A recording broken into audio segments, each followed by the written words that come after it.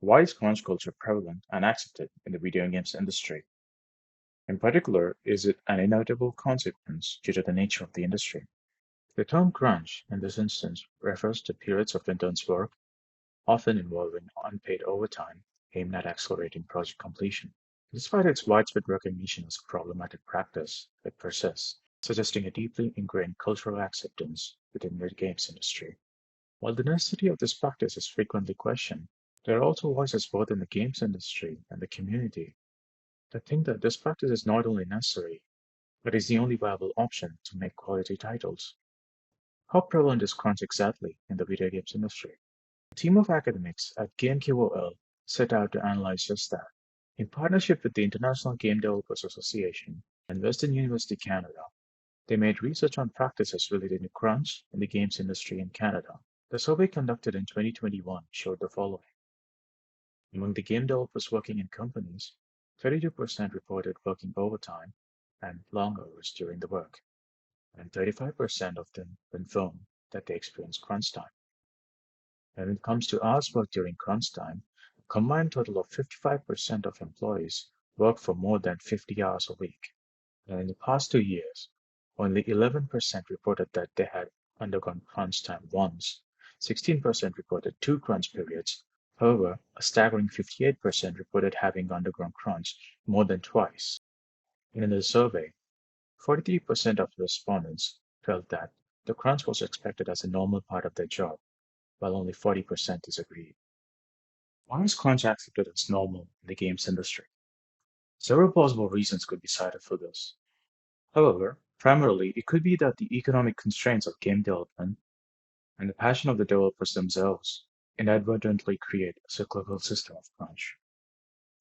In an article published in the International Journal of Research into New Media Technologies, the researchers, by analyzing 125 game developer magazines published between the year 2000 to 2010, observed that many developers not only accepted crunch as a norm, but actually valorized it as a sign of their commitment to producing high-quality games. Nearly every postmortem the researchers analyzed that discussed crunch also included some form of ends justify the means rationale. This sentiment in particular would mean normalizing crunch as a standard, thus growing and contributing to a cultural environment where crunch is a normal and accepted practice. Speaking at the 2012 Game Developers Conference, Graham Devine said that improper production planning and scheduling led to a 41-day crunch, the team working 18 hours a day to get the game to its finished state. Reflecting on the crunch-heavy development, he had this to say.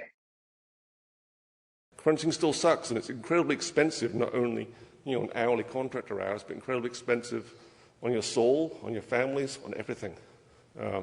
So a lot we did wrong in this game, but I think the end result, when you look at the game turned out fantastic. I'm not sure that the journey was always fantastic, but it's the end result that counts. To find out more, I spoke to Joshua Dawson, a 3D character artist working in the industry for the last 2 years. I asked Josh his opinions on the discourse that surrounds crunch and what he observed during his time in the industry. It has been around in the industry, I think, since games were being done. I mean, you look back to any of the old popular games like Halo. Those games. If you watch some of the old interviews, like the old documentaries about them, they all had like times where they were like, yeah, we had like a year to get the second game done, and like those had like heavy crunch periods. It's important for us to get excited about what we get done for E3 because we need to build that excitement up and go, God damn, we have a lot of work to do between now and E3. I think it's really important to be ambitious. I think it's important to have more balls in the air that you can catch at the end when it all comes down to it and you have to ship a game. But certainly you can go too far. It has always kind of been around, and I think that's why it's kind of embedded into the culture of the industry, because it's kind of, there are still people who work in the industry that have worked here since like the first ever few games were coming out, and so those guys are used to it. They've been through it. They've done it. Josh then spoke on how things can change during production and how crucial product release dates can be to a company. A lot of things happen during that time. Things change. Ideas change. They could get a couple of months left of the project and be like, actually, we really don't like the idea of this. We completely change it. And it's like they still have that, like, okay, we have this release date. A lot of games have moved on to the whole kind of delaying games. CD Projekt Cyberpunk is a great example of a game that got delayed to hell and back. Cyberpunk 2077, the highly anticipated game from CD Projekt Red, has had its development marked by periods of crunch time. Despite the crunch, the game faced multiple delays. This brings me to another major factor that can influence the acceptance of crunch. In particular, the corporate processes that directly or indirectly build crunch into the equation to capitalize on its benefits. It all depends on company to company. As a business standpoint, obviously got to make money, and so a lot of the times it's like it has to be released on that certain date. Otherwise, like the company either loses investment or they can't afford to carry on keeping the game. In the investor call held in January 2020, the CEO of CDPR, Adam Kaczynski, confirmed that there will be crunch to some degree during the final stage of development. However, looking through the reporting on the game's development in 2020, the reports of crunch could be seen following after every delay. The implementation of crunch at CDPR was met by significant backlash in the media. However, there were other journalists who saw the issue under a different light. There's a really important difference, though, with CD Projekt Red. One, the compensation is above and beyond what they're already getting. Two, it's a short term before launch. And from what I understand from talking to a few people there was a discussion on, do we want to delay the game again or do we want to do this? And from what I heard, it was a mass majority saying that they agreed to the 6-day work week. But also, the Polish working system and cultural attitudes towards employment is very different than how it is here.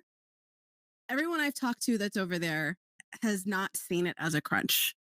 In an article published in the journal New Media and Society, the researchers discussed the trends and general discourse that surrounded crunch. In their analysis, the researchers noted that crunch was seen as good if it was self-directed and carefully managed, in contrast to bad crunch, which is externally driven and can sometimes be forceful.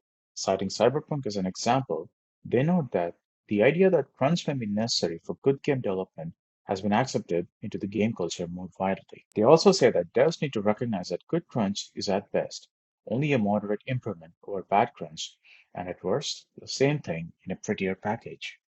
Yeah, I understand that sometimes a company could take advantage of your kind of your passion and use that to kind of be like, oh, do you mind just working a bit of overtime?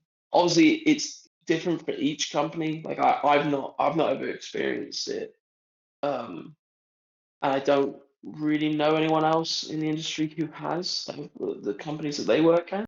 But I know it can be different for other companies. I know other companies can take a little bit of advantage of certain people being like working a bit of overtime, but never really giving anything to them. It's more like I feel like it's a trap that I would like really easily fall into because I love working and like really pushing myself. I'm very much the same when I first started. One of my producers turned around to me and was like, "No, no, no, literally don't worry. Like as soon as 5:30 hits, like you forget about it. As much as you love your job, it's like you still got to remember that 5:30 hits. That's the end of the day. You don't get paid after that, and so you Mhm. you don't really think about it. You do have to shut yourself off. So, developer-driven ideals like ends justify the means, which are rooted in passion and the industry's origins. Plus, the wider accepted idea of good crunch over bad crunch, driven by corporate and economic agendas, which in turn is echoed by the wider community, appear to be the main factors that contribute to the prevalence and acceptance of crunch in the games industry. So, this begs the question, is crunch inevitable in the games industry? According to Seth Koster, CEO of the game studio Scott Shenanigans, not necessarily. The stresses that we all take for granted as a normal part of game development are not normal. They are the result of bad development practices. Our industry is caught in a loop, but we don't have to be. Koster, during his GDC talk, spoke on the year-long continuous crunch that he and his team went through, and in order to tackle it, they implemented a system of DevOps principles. which according to him not only eliminated crunch entirely from the production, but also improved overall productivity of the development team.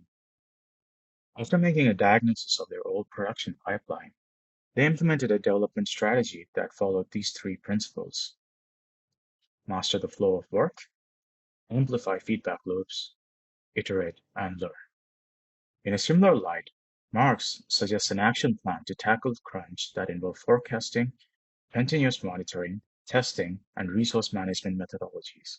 She also suggests implementing a centralized resource calendar where employee work hours are considered and treated as a finite resource.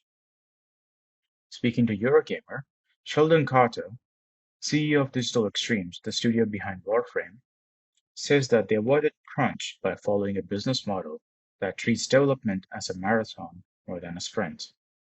If you're looking at everything all at once, you're gonna get stressed. You're gonna be like, oh my god, what's going on? You're overflowed with all this stuff. But if you just take things one step at a time, you're not gonna get stressed because you're just remember that you can't do everything all at once, just a bit by bit. And then once you start doing everything bit by bit, it gets done. Crunch culture today in the games industry, in essence, is a mutated product of old and outdated systems stemming from the industry's hobbyist origins. However, it is clear that with a system of DevOps principles and strict resource management methodologies, crunch can be mitigated and, if possible, completely eliminated.